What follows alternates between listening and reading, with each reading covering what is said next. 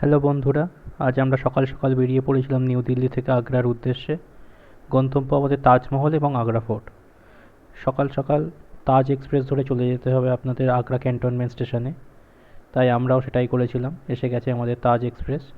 এরপরে আমরা ট্রেনে চড়ে নিউ দিল্লি স্টেশন থেকে ছেড়ে বেরিয়ে অনেক সুন্দর সিনারি উপভোগ করতে করতে আমরা পৌঁছে গেলাম আগ্রা ক্যান্টনমেন্ট স্টেশনে।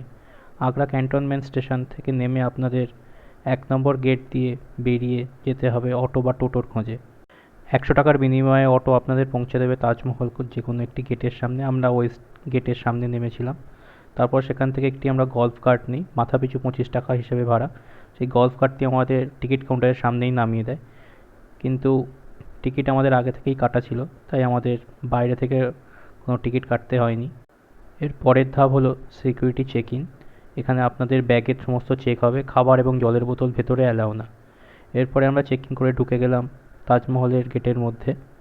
ভিতরে মুঘল আমলের বিভিন্ন ভাস্কর্য এবং স্থাপত্য দেখতে দেখতে আমরা চারিদিকে খুব মজা করছিলাম। তারপরে আমরা আস্তে আস্তে চলে গেলাম মূল তাজমহলের উদ্দেশ্যে। এটি হলো তাজমহল ঢোকার সেই গেট। এটির মধ্যে দিয়ে আপনাদের যেতে হবে মূল তাজমহলের উদ্দেশ্যে। এরপরে আমরা তাজমহলের চারিদিকে অনেক ঘুরলাম, সুন্দর সুন্দর অনেক ছবি তুললাম। অনেক ভিড়ও ছিল এই রোদ্দুরের মধ্যে। আমরাও নিজেদের মধ্যে কিছু ছবি তুলে নিলাম, সেগুলো এখানে দিলাম।